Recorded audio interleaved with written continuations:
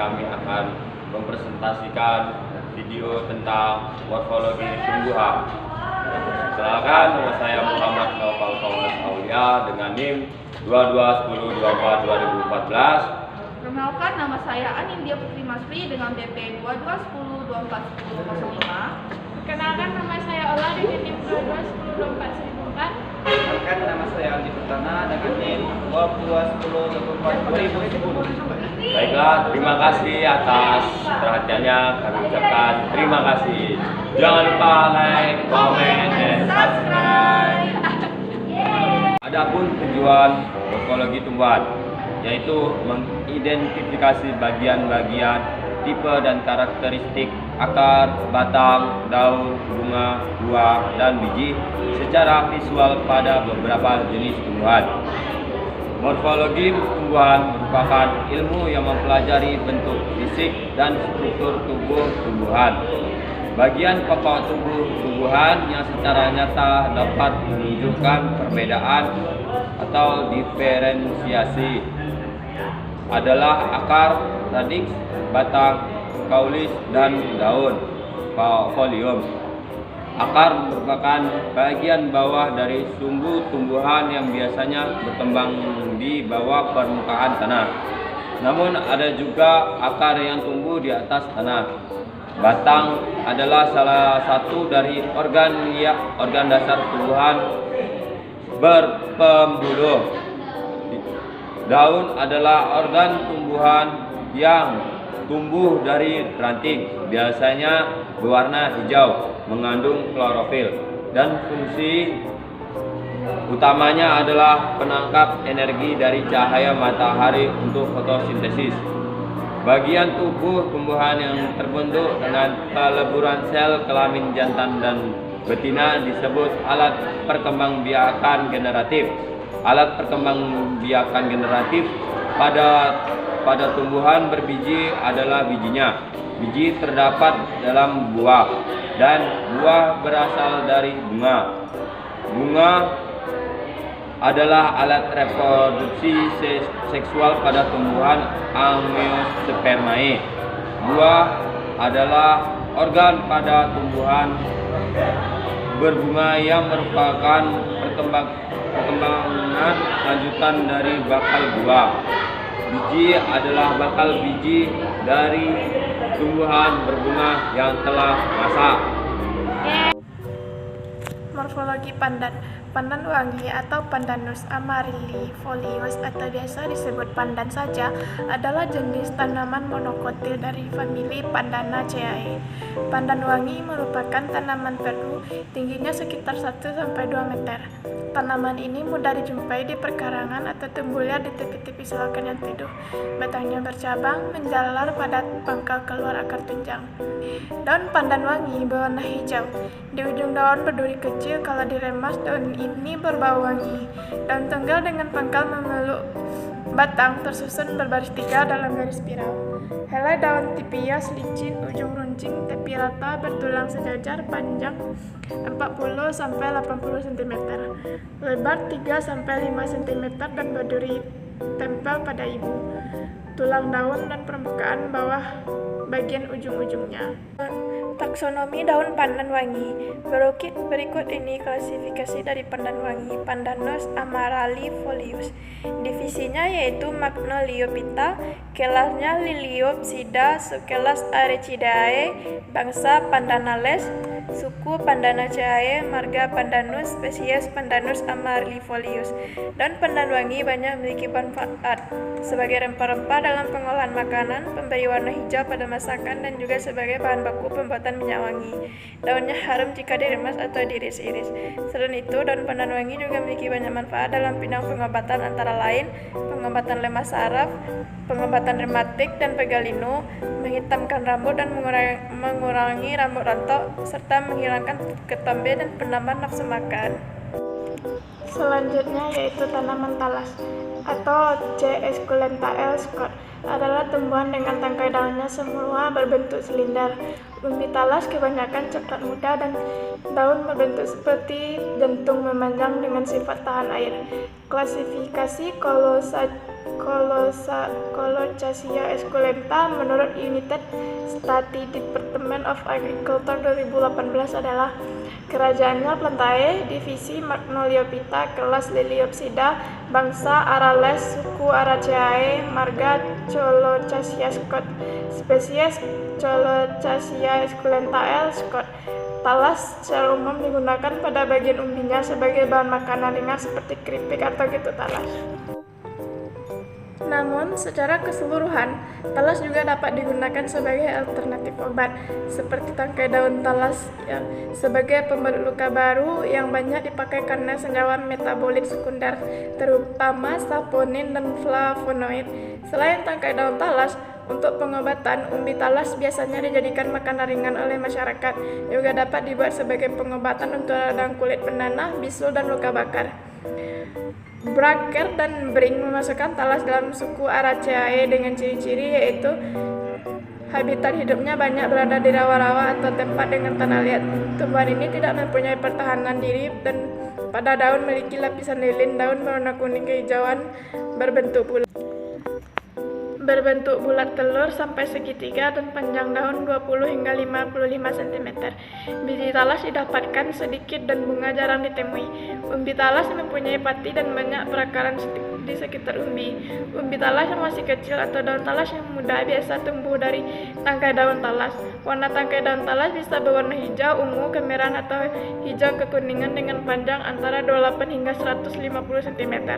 Secara keseluruhan, fungsi dari penyembuhan oleh talas disebabkan adanya flavonoid dan saponin.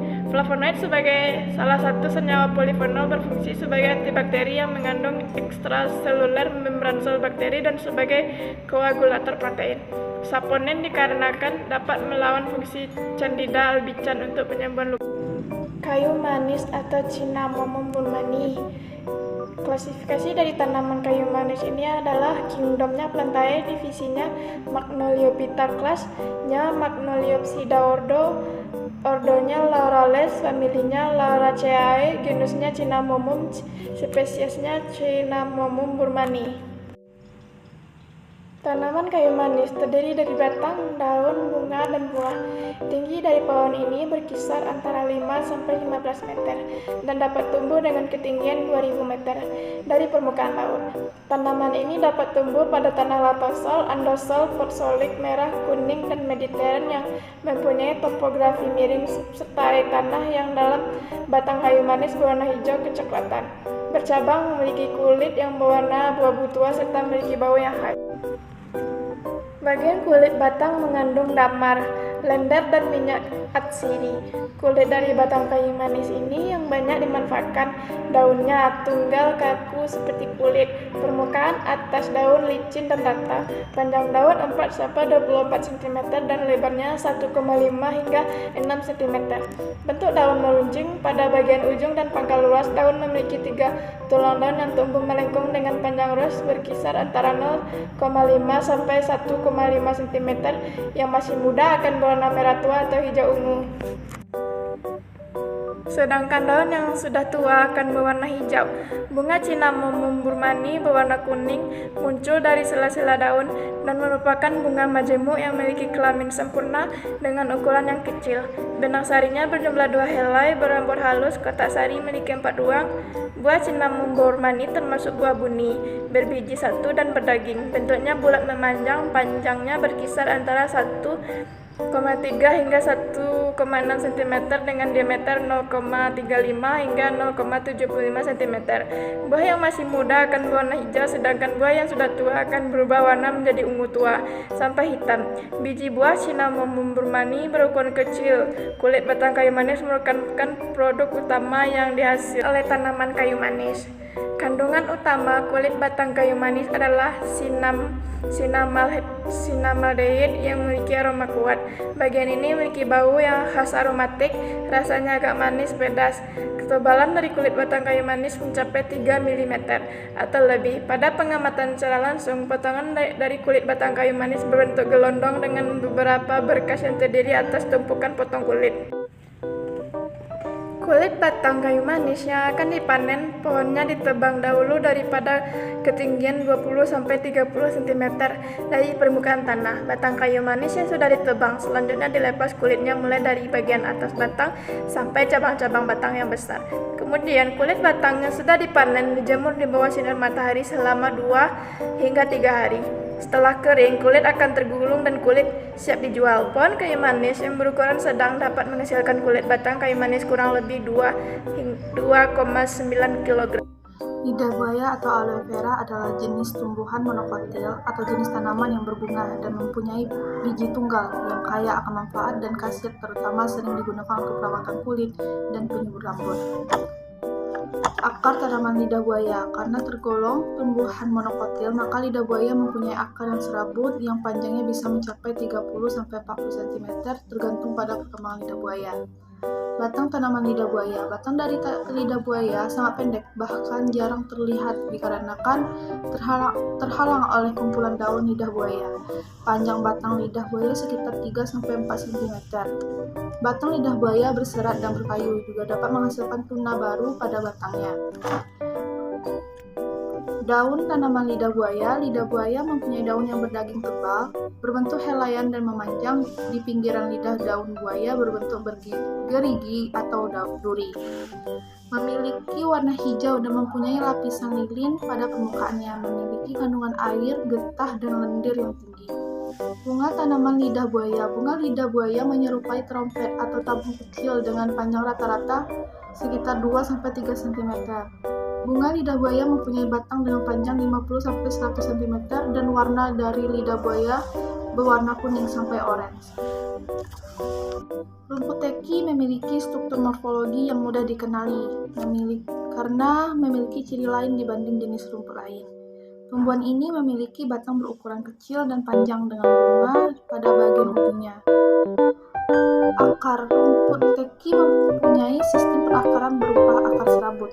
Akar jenis ini mempunyai banyak percabangan yang disertai rambut-rambut halus pada setiap helai akarnya. Pertumbuhan akar serabut pada rumput teki memanjang dan menyebar secara merata di dalam tanah. Batang rumput teki tidak bisa diidentifikasi secara langsung karena berukuran sangat kecil dan pendek. Ketinggian batang rumput ini hanya sekitar 10-75 mm. Batang rumput teki umumnya berbentuk segitiga dan ada juga yang berbentuk hampir bundar. Adapun bagian yang tumbuh panjang di atas permukaan tanah sebenarnya merupakan batang semu. Bagian ini mempunyai panjang kurang lebih 30 cm dengan penampang berukuran 1 hingga 2 mm. Batang ini tumbuh tegak, memiliki rongga kecil di tengahnya serta bertekstur lunak. Daun rumput teki tumbuh di bagian pangkal batang dan membentuk roset. Sepintas daun ini seperti kelopak daun berpelah di mana pelepahnya tumbuh di bawah tanah. Dalam satu rumput teki terdapat jumlah daun sekurang-kurangnya 4 helai dan paling banyak 10 helai. Rumput teki juga mempunyai bunga yang termasuk kelompok bunga majemuk. Dalam satu pokok tanaman terdapat setidaknya 8-25 puntung bunga yang tumbuh secara beruntun sehingga bentuknya seperti payung. Letak bunga ini berada di bagian paling atas dari batang rumput teki yang berbentuk percabangan. Selain bunga, rumput teki juga menghasilkan buah yang berbentuk seperti oval telur. Buah ini tumbuh secara berselang-seling dan tumpang tindih satu sama lain. Hasilnya tumbuhnya adalah merapat ke bagian sumbu. Buah ini berukuran sekitar 1,5 mm dengan warna coklat kehitaman. Dalam satu pokok rumput teki menghasilkan sekitar 3 buah. Rumput teki juga memiliki biji yang tumbuh secara berselang-seling dan merapat pada bagian sumbu. Bentuk biji ini mirip oval telur dengan panjang sekitar 3 mm. Warnanya antara coklat hingga kemerahan dan mempunyai benang sari seperti putih. Jumlah biji dalam satu pokok yaitu 10 sampai 40 bulir. Oke, selanjutnya alat dan bahan. Yang pertama itu, sediakan 5 spesies tanaman yang berbeda. Contohnya, pada kelompok kami menyediakan tanaman pangan yaitu talas. Yang kedua, tanaman hortikultura yaitu pandan. Tanaman perkebunan yaitu kayu manis. Tanaman biofarmaka yaitu lidah buaya, dan tanaman liar itu rumput sapi. Kemudian alat dan bahan selanjutnya itu ada alat, tulis, dan penggaris. Cara kerja yaitu yang pertama, jelaskan fungsi-fungsi masing-masing organ tumbuhan. Kedua, tulis nama spesies dan famili-familinya. Ketiga, gambarkan objek secara lengkap dan buat keterangannya. 5. Tentukan bagian-bagian tipe dan karakteristiknya. Dan terakhir, buatlah tabel perbandingan. Sekian, terima kasih.